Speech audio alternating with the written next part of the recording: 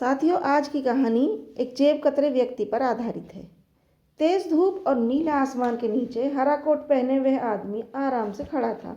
भीड़ बहुत थी, फिर भी वह सबको साफ नजर आ रहा था। गांव के लोग कमीज पहने और पगड़ियां बांधे, शहर के कोट और टोपियां लगाए, नंगे बदन भिखारी और रंग बिरंगी साड़ियों में औरतें छोटी छोटी दुकानों और संकरे रास्तों पर एक दूसरे से टकराते चल रहे थे। फिर भी हरा कोट सबसे अलग दिखाई दे रहा था। बाजार का शोर शराबा और धींगा मस्ती सब कुछ वहाँ थी। लोग दुकानदारों से मोल भाव करते, एक दूसरे से मिलते जुलते और नमस्ते राम राम करते। इस सब के ऊपर बाइबल का प्रचार करने वाले की बुलंद आवाज़, और जब वह सांस लेने के लिए ठहरता तो दूसरे कोने से स्वास्थ्य संबंधी सूचनाएं देने वाला लाउड स्पीकर मलेरिया और टीबी से बचने के उपाय बताने लगता। इस सब के बावजूद हरा कोट मानो सबको निमंत्रण सा देता प्रतीत हो रहा था। राजू यह न्योता नकार नहीं सका। यह उसके स्वभाव में ही नहीं था कि इतना आकर्षक व्यक्ति को वह महत्व न दे। वह भीड़ से बिल्कुल अलग न होता और यह भी जाहिर न होने देता कि लोगों में वो बहुत घुल मिल रहा है। वह जहाँ भी होता डर कर रहता कि कहीं ऐसा न हो कि पुलिस उसे पहचान ले। आज वह ज़्यादातर नंगे बदन, सिर्फ एक जांघे पहने और पगड़ी बांधे, जिससे उसका सिर पूरी तरह ढक सा गया था कि लोग गांव का किसान समझें कि कोई किसान घूम रहा है। एक दुकान के बगल में केले के छिलकों के एक ढेर पर वह बैठा था और भीड़ को देख रहा था। भीड़ को वह हमेशा बड़े ध्यान से देखता। दरअसल यही उसका पेशा भी था। आमतौर से देखने पर वह घूमने फिरने वाला साधारण व्यक्ति दिखाई देता था। उसमें इतनी ही ताकत थी कि वह ध्यान से देखकर सही आदमी की जेब में हाथ डाल दे। देखा जाए तो ये एक जुआ ही था।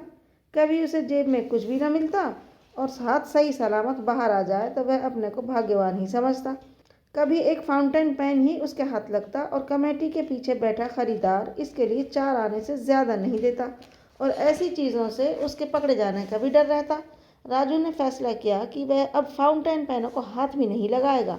चाहे कोई फाउंटेन पेन उसे प्लेट में रख कर दे तब भी वह ऐसा उसे नहीं लेगा, क्योंकि इससे बहुत परेशानी होती थी। इनसे स्याही टपकती रहती थी और इनका ज़्यादा उपयोग भी न था।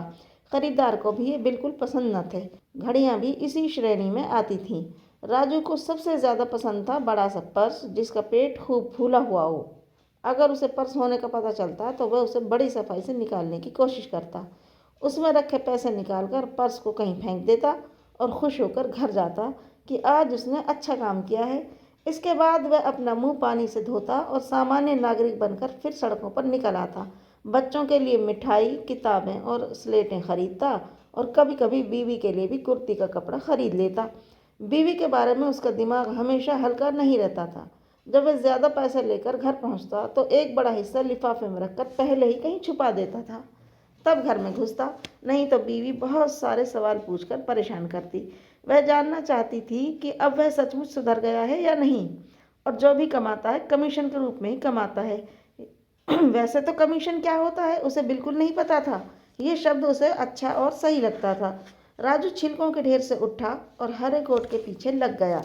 वह उससे 3 कदम पीछे चलने लगा। ये फासला उसे ठीक लगता था और अनुभव से उसने इसे जाना था।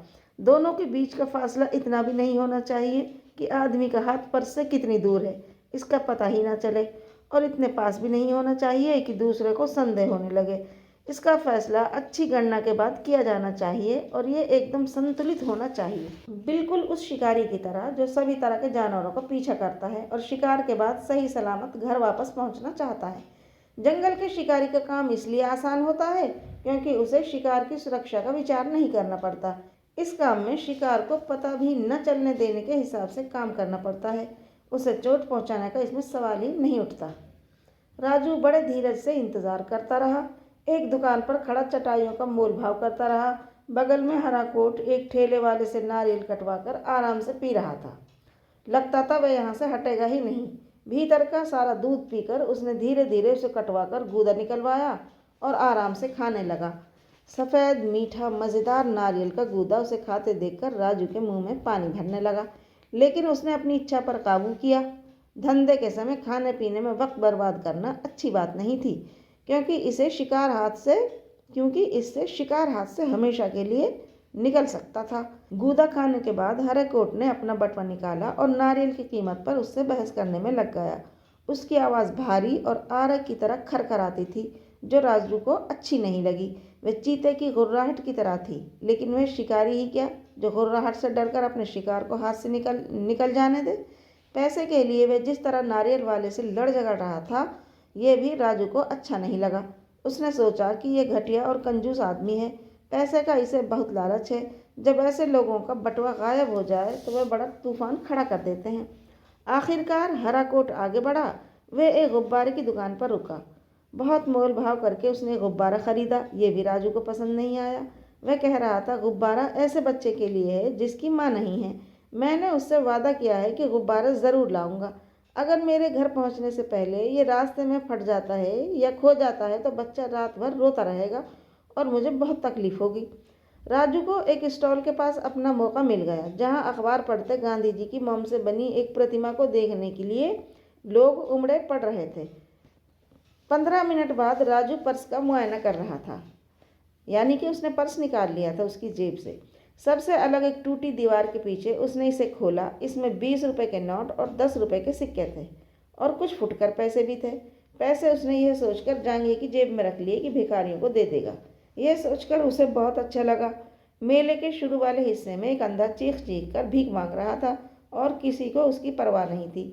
आज की दुनिया में दूसरों के लिए सहानुभूति बिल्कुल भी नहीं रही। 30 रुपए उसने अपनी पगड़ी के सिरे पर गांठ बनाकर बांध लिए और उसे दोबारा फिर ठीक से पहन लिया। इन पैसों से महीने के बाकी दिन आराम से गुजर जाएंगे। 15 दिन तक वह भले आदमी की जिंदगी गुजारेगा और बीवी बच्चों को सिनेमा दिखाने भी ले जाएगा। अब खाली बटुआ उसके हाथ में था। अब उसका काम यही रह गया था कि उसे किसी कुएं में फेंक दे, हाथ झाड़कर साफ कर ले और राजाओं की तरह स्वच्छ मन और इज्जत से मेले में घूमे फिरे। उसने कुएं के भीतर झांका। नीचे थोड़ा सा पानी था। हो सकता है बटुआ पानी पर तैरने लगे और तैरता हुआ पर्स बड़ी परेशानी पैदा कर सकता है। उसने बटुआ खोला और उसमें कंकड़ पत्थर भरकर कुएं में डाल दे। उसने ये सोचा कि भाई बटुए में मैं कंकड़ पत्थर भरकर कुएं में डाल दूं ताकि ये पानी में डूब जाए। तभी उसे बटुए में गुब्बारा दिखाई दिया, जो तय करके रखा हुआ था। उसे याद आया कि गुब्बारा हरे कोट ने अपने बच्चे के लिए खरीदा था और बड़ी देर तक इसके लिए मोल भाव करता रहा था। उसने सोचा, इसे पर्स में रखने की क्या ज़रूरत थी। बड़ों की इन्हीं लापरवाहियों की वजह से बच्चों को परेशानी होती है। उसे गुस्सा आ गया और वह देखने लगा कि दरवाजे में खड़े गुब्बारे का इंतज़ार कर रहे बिन माँ के बच्चे पर पिता को जब जेब में हाथ डालने पर पर्स नहीं मिलता, उस पर अपना गुस्सा निकालने लगता है। इस कल्पना मात्र से ही वह सहम गया।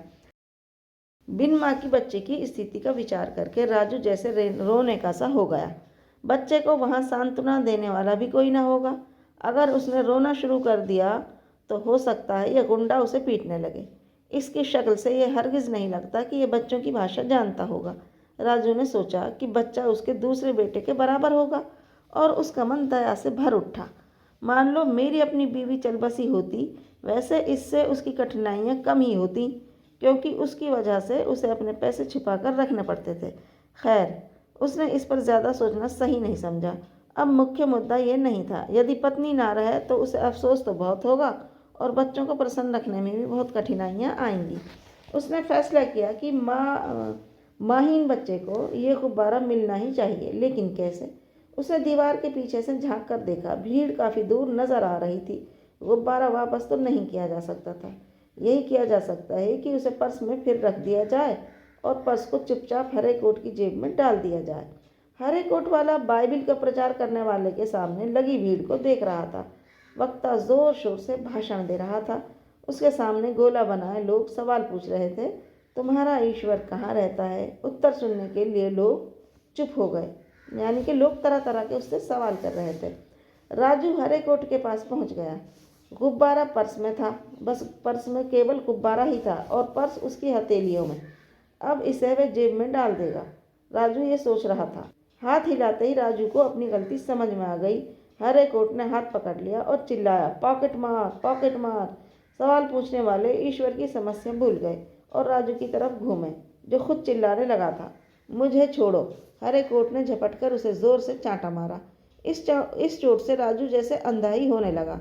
एक क्षण के लिए वह भूल गया कि वह कहाँ है और यह भी कि वह है कौन।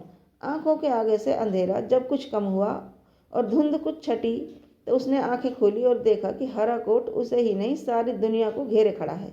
वह दूसरा वार करने के लिए तैयार हो रहा था। राजू बहुत डर गया। कहने लगा, मैं तो आपका पर्स वापस कर रहा था। हरे कोट ने दांत पीसे और बाह की हड्डियां तोड़ दी।